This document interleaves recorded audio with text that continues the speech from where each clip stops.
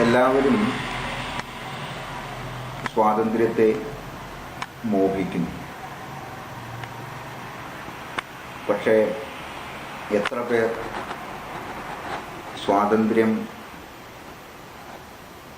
അനുഭവിക്കുന്നുണ്ട്?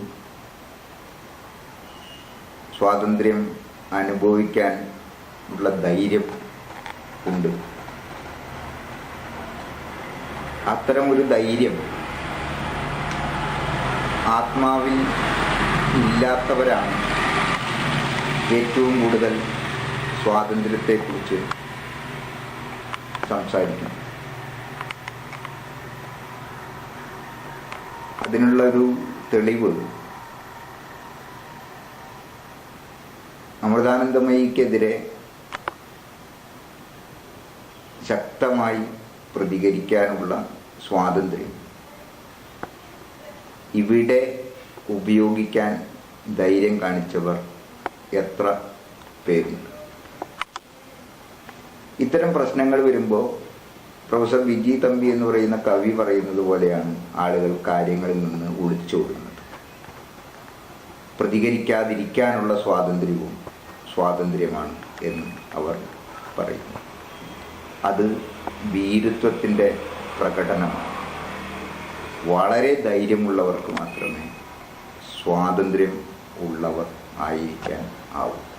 നമുക്ക് സ്വാതന്ത്ര്യം വേണമെന്ന് മോഹിക്കാം, പക്ഷേ സ്വാതന്ത്ര്യത്തെ സാക്ഷാത്കരിക്കാനുള്ള ധൈര്യം നമുക്കുണ്ടോ എന്ന ആത്മപരിശോധന ഒഴിവാക്കിക്കൊണ്ട് സ്വാതന്ത്ര്യം സ്വാതന്ത്ര്യം എന്ന് പറയുന്നതിനോട് എനിക്ക് യോജിക്കാനാണ്.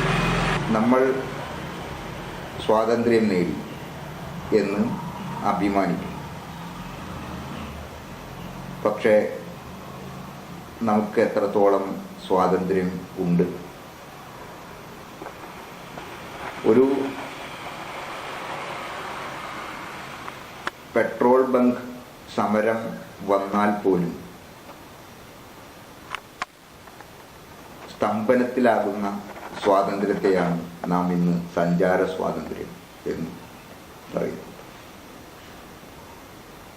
നമുക്ക് മൊബൈലില്ലാതെ ജീവിക്കാൻ വയ്യാത്ത സ്വാതന്ത്ര്യത്തെ, വയ്യാത്ത അടിമത്തത്തെയാണ് നാം കമ്മ്യൂണിക്കേഷൻ സ്വാതന്ത്ര്യം എന്ന് പറയുന്നു.